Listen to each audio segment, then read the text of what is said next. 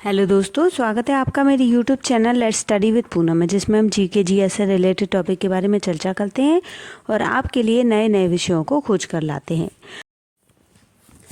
आज हम बात करेंगे कि गणतंत्र दिवस पर कौन तय करता है मुख्य अतिथि के बारे में। तो चलिए वीडियो को शुरू करते हैं। इंडोनेशियाई राष्ट्रपति प्रबोतो सुबियांतो 76वें गणतंत्र दिवस के मुख्य अतिथि थे। पिछले साल फ्रांस के राष्ट्रपति एमैनुएल मैक्रो गणतंत्र दिवस के मुख्य अतिथि थे। भारत में 76वें गणतंत्र दिवस में इंडोनेशिया के राष्ट्रपति प्रबोतो सुबियांतो मुख्य अतिथि थे। साल 1950 में सब पहली बार जब गणतंत्र दिवस मनाया गया था, तब भी इंडोनेशिया के ही राष्ट्रपति मुख्य अतिथि के रूप में आमंत्रित किए गए थे। पहले गणतंत्र दिवस से ही मुख्य अतिथि को आमंत्रित करने की परंपरा चली आई है। 75 सालों की इस लिस्ट में दुनिया भर के कई देशों को भारत ने यह सम्मान दिया है। सबसे ज़्यादा बार फ्रांस के नेता गणतंत्र दिवस के मुख्य अतिथि बने हैं। कुल 6 बार ऐसा हुआ है। पड़ोसी देश पाकिस्तान से भी 2 बार मुख्य अतिथि बनाए गए हैं।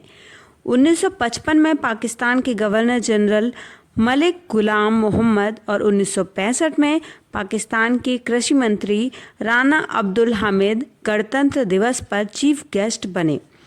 भारत ने अपने गणतंत्र दिवस समारोह के लिए एशिया से लेकर यूरोप और अफ्रीका तक से मुख्य अतिथि आमंत्रित किए हैं।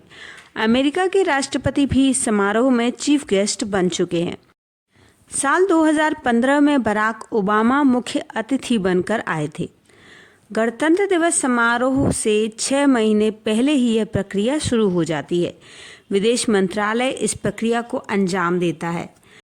सबसे पहले राजनीतिक और कूटनीतिक संबंध, आर्थिक और रक्षा सहयोग, सांस्कृतिक और ऐतिहासिक संबंध, वैश्विक संदर्भ के लिहाज से यह लिस्ट बनाई जाती है।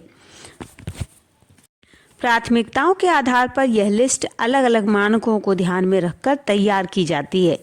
यानी कभी किसी देश से बहुत अच्छे संबंध होने के कारण वहां से मुख्य अतिथि को आमंत्रित किया जाता है, तो कभी किसी देश से अच्छे संबंध न होने के बावजूद भी निमंत्रण इस उद्देश्य से भेजा जाता है कि भविष्य में संबंधित राष्ट्र से भारत को अपने संबंध मजबूत करने हैं।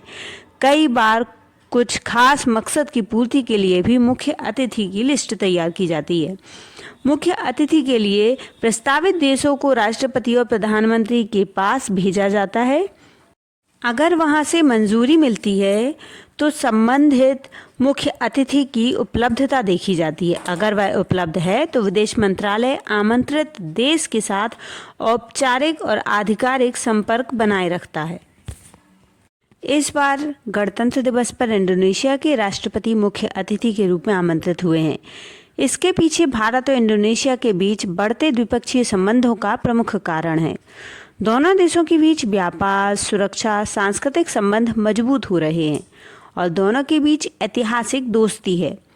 इस फैसले के पीछे क्षेत्रीय सुरक्षा, समुद्री सहयोग और हिंद प्रशांत क्षेत्र में बढ़ती रणनीतिक साझेदारी भी महत्वपूर्ण कारण है। इसके अलावा इंडोनेशिया की मुख्य भूमिका आसियान देशों में और भारत की एक्ट ईस्ट नीति को प्रोत्साहित करने में भी योगदान है। भारत के गणतंत्र दिवस के मुख्य अतिथि के तौर पर आमंत्रित देशों में विशेष रूप से उन देशों को प्राथमिकता दी जाती है जिनसे भारत के रणनीतिक, आर्थिक और राजनीतिक संबंध मजबूत होते हैं। इस परंपरा में देशों को आमंत्रित किया जाता है जो भारत के कूटनीतिक दृष्टिकोण से महत्वपूर्ण भूमिका निभाते हैं।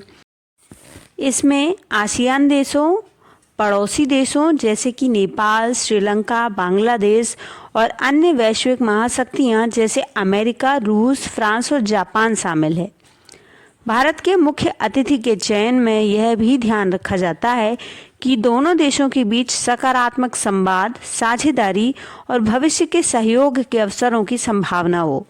इसके अलावा संयुक्त राष्ट्र विश्व व्यापार संगठन यानी WTO और अन्य अंतर्राष्ट्रीय मंचों पर सहयोग को बढ़ावा देने के लिए भी ये आमंत्रण महत्वपूर्ण है। ऑस्ट्रेलिया, संयुक्त राष्ट्र अमेरिका, फ्रांस, रूस, ब्रिटेन से मुख्य अतिथि बुलाए गए हैं। इसके अलावा कनाडा, जापान, दक्षिण कोरिया, नेपाल, श्रीलंका, बांग्लादेश और मध्य पूर्व देशों के नेता भी गणतंत्र दिवस के मुख्य अतिथि रह चुके हैं। तो दोस्तों, यह वीडियो था हमारा गणतंत्र दिवस पर जो चीफ गेस्ट बुलाए जाते हैं उनके बारे में, और चीफ गेस्ट कौन निर्धारित करता है इसके बारे में। तो हमारा वीडियो आपको कैसा लगा ज़रूर बताइए, और अगर वीडियो पसंद आए तो चैनल को लाइक, शेयर और सब्सक्राइब ज़रूर करिए। धन्यवाद।